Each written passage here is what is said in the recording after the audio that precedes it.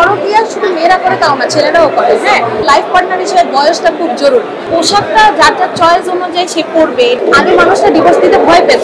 Body fitness ঠিক রাখার জন্য জিম করাটা, স্লিম থাকাটা, খাবার দাবারের অভ্যাসটা চেঞ্জ করা, ডায়েট মেনটেন করা। আমাকে স্লিম থাকতে হবে, আমাকে সুন্দর থাকতে হবে, আকর্ষণীয় থাকতে হবে, সেই জিনিসটা মেনটেন করার চেষ্টা করি।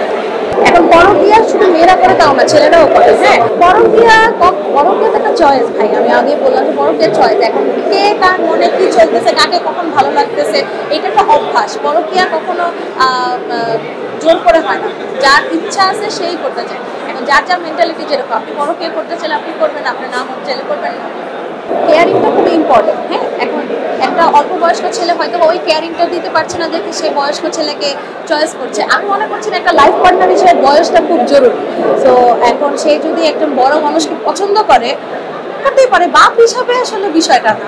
বাপ হিসাবে যদি আমি ওই চোখে দেখি, তাহলে তো আমি তাকে পছন্দই করতে পারবো না। সে আমার অবশ্যই বয়ফ্রেন্ড বা হাজব্যান্ড হিসাবে আমি তাকে দেখবো। হ্যাঁ, ঠিক আছে, সে আমাকে কেয়ার করতে পারছে, আমি কেন তাকে চয়েস করবো? এখন কোন কেয়ার, সেটা ফিনান্সিয়ালি নাকি অন্যভাবে আপনি বলছেন, সেটা আবার ডিপেন্ড করে। আমি তো মনে করছি ওভারঅল কেয়ারের কথা, যে আমাকে যে মেনটেন করতে পারবে, সে যেই বয়স্কই হোক, আমার কোনো সমস্যা নেই। আমি যদি তাকে ভালোবাসি, তাকে অ্যাকসেপ্ট করবো। আর যদি না বাসি, আমি অনেক লয়াল টাইপের পার্সন, আমি কখনোই পারবো না অ্যাকসেপ্ট করবো। পোশাক জিনিসটা যার যার চয়েস। এখন আমি মিডিয়ার পার্সন, আমি যেভাবে করবো আরো 10টা মানুষ দেখছে, কারণ আমার সামনে ক্যামেরা আছে।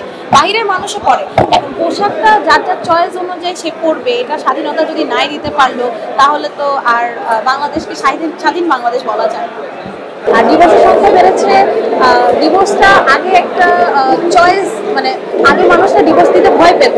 আর ডিভোর্সটা এখন দিতে সবাই, যেহেতু জগৎটা আমরা এগিয়ে যাচ্ছি, সবাই সবার মতন হচ্ছে লাইফটা মেনটেন করতে পারছে, তাই ডিভোর্সের সংখ্যাটা বাড়েনি, সবার স্বাধীনতার জায়গাটা বড় হয়ে গেছে।